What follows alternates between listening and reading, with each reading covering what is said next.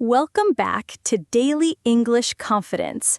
I'm so excited you're here for day 2 of our shadowing journey together. Yesterday, we followed Sarah through her airport adventure, and I hope you practiced those airport phrases. Today, we're dialing into something even more practical. Sarah's first day exploring Chicago. If you missed day 1, don't worry. Each day builds your confidence step by step. But I highly recommend going back to watch it because we're creating a complete English immersion experience together. Today's story is longer and more detailed because you're ready for the next level. We're going to follow Sarah as she navigates 3 essential American experiences: ordering food at a local restaurant, asking for directions to find her way around the city, and making her first friend in Chicago.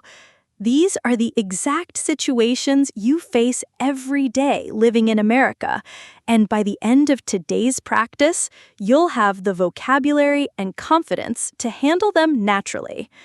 Remember our shadowing technique. Listen first, then repeat immediately after me. Don't overthink it, just let your mouth follow the rhythm and sounds. Your brain is absorbing more than you realize. Let's see what adventures await Sarah in the Windy City. Sarah's first day in Chicago.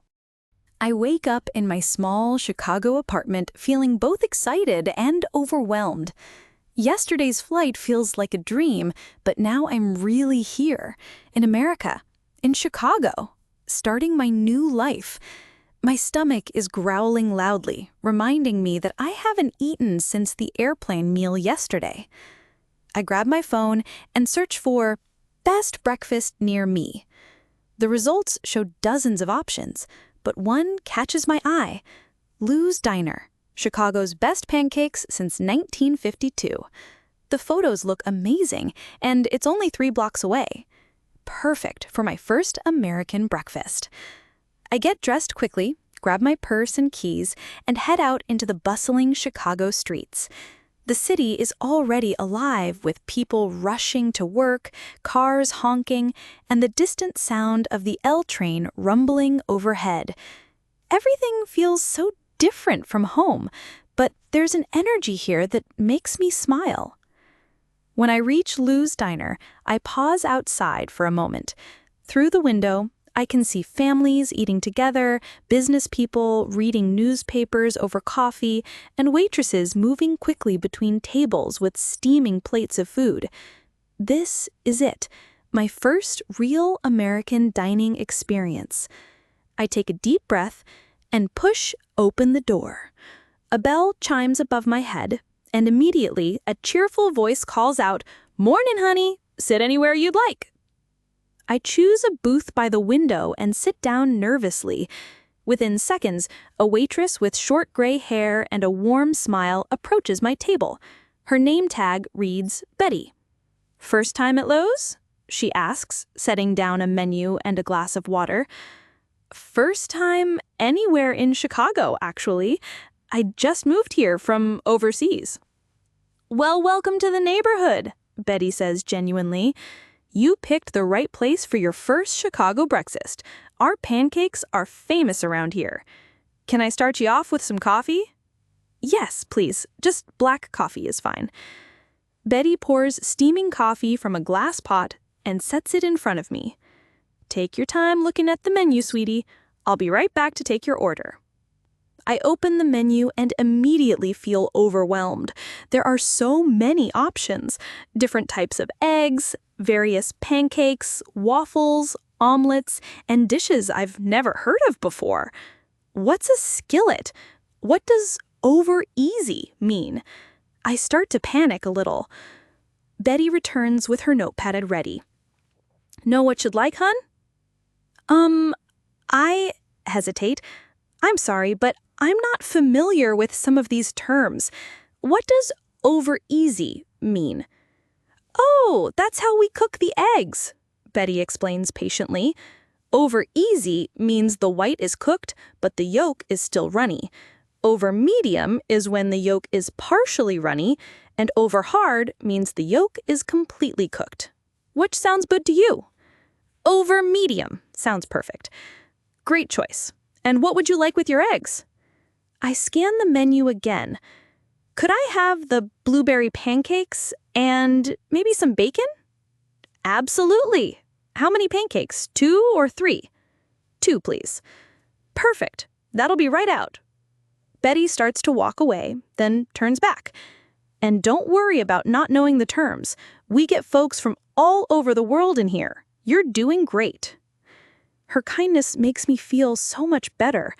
While I wait for my food, I listen to the conversations around me, trying to pick up on the rhythm and phrases people use.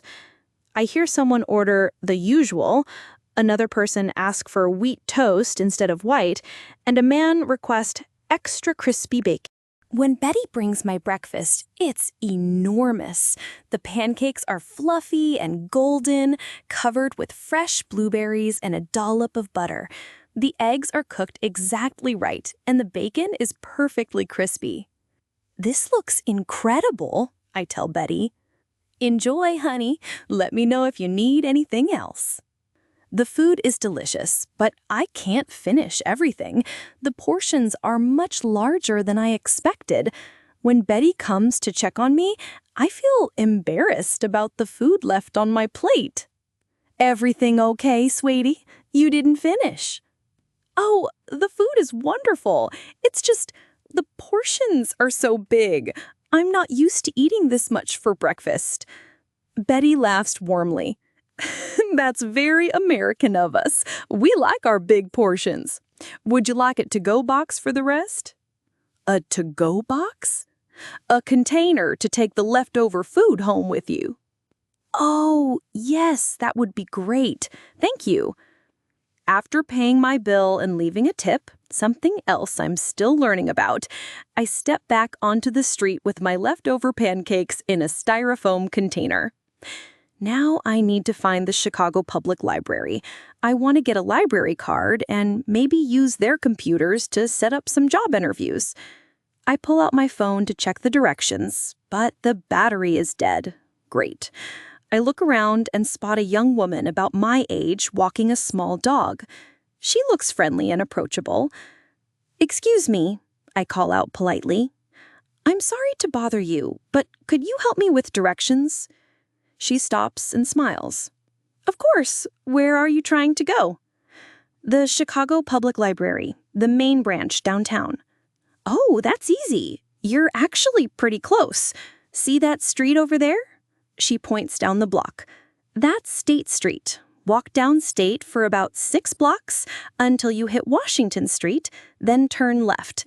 The library will be on your right. It's a huge, beautiful building. You can't miss it." 6 blocks down State, then left on Washington, I repeat. "Thank you so much." "No problem. Are you new to Chicago?" "Very new. I just arrived yesterday from overseas." "That's so exciting. I'm Emma, by the way." She extends her hand for a handshake. "I'm Sarah. Nice to meet you."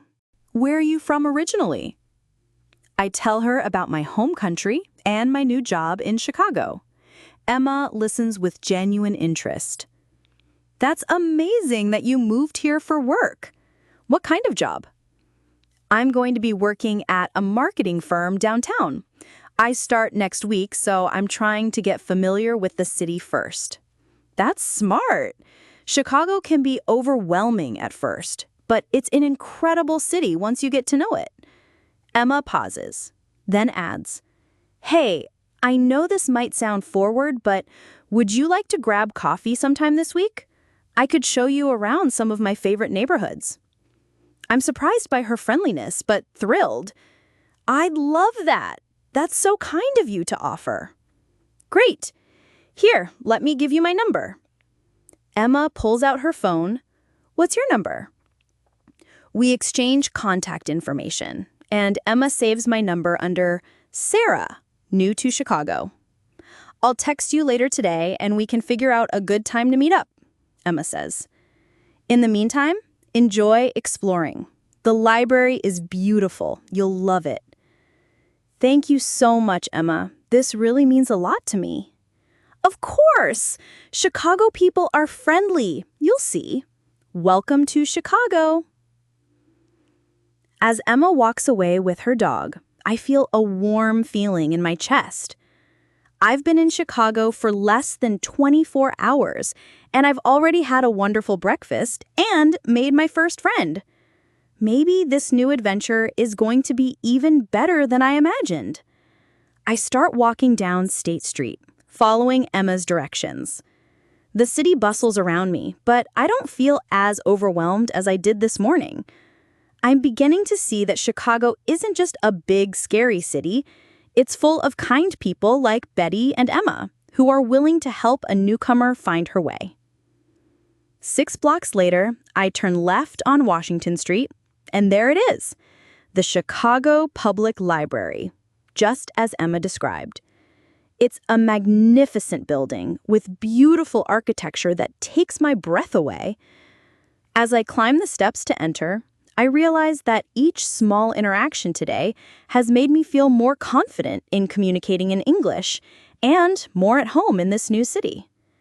This is just the beginning of my Chicago story, and I can't wait to see what tomorrow brings. Now let's practice the key phrases from Sarah's Chicago adventure. Remember, listen first, then repeat immediately. Focus on the natural rhythm and intonation. Restaurant ordering. Could I have the blueberry pancakes and maybe some bacon?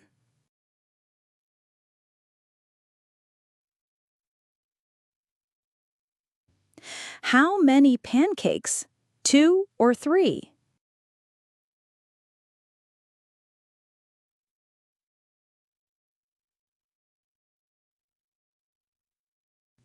Everything okay, sweetie?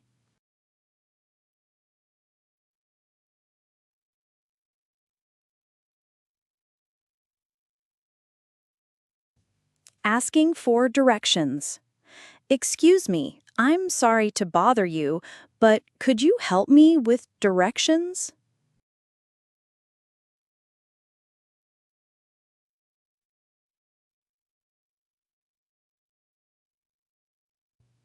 Walk down State for about 6 blocks until you hit Washington Street.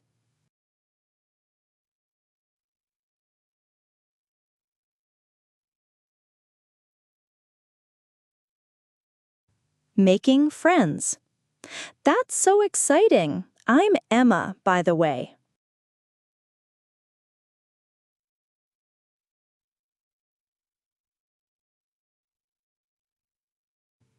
Would you like to grab coffee sometime this week?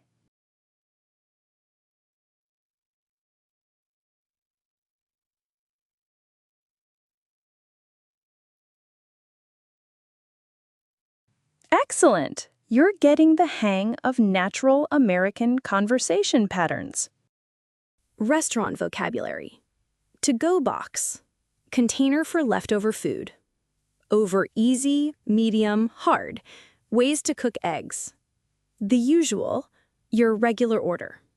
Extra crispy. Cooked longer for more crunch. Direction phrases. You can't miss it. It's very easy to find. Turn left or right, change direction. 6 blocks down, distance measurement. Hit the street, reach or arrive at. Friendship expressions.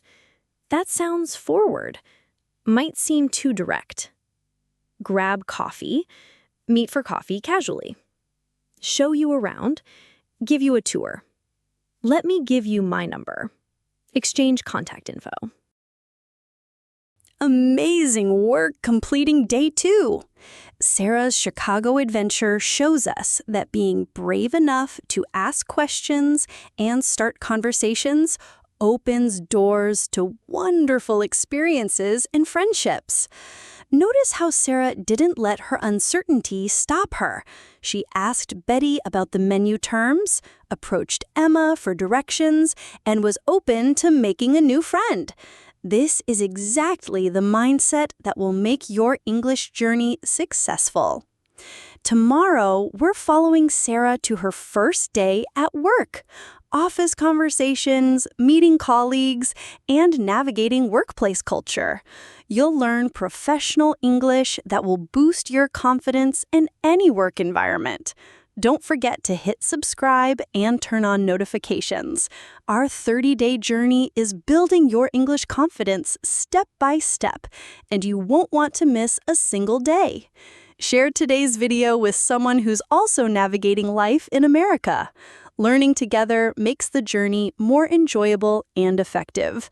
I'll see you tomorrow for Day 3, Sarah's workplace adventure. Keep practicing, keep believing in yourself, and remember, every conversation brings you closer to English fluency. Have a wonderful day and see you tomorrow.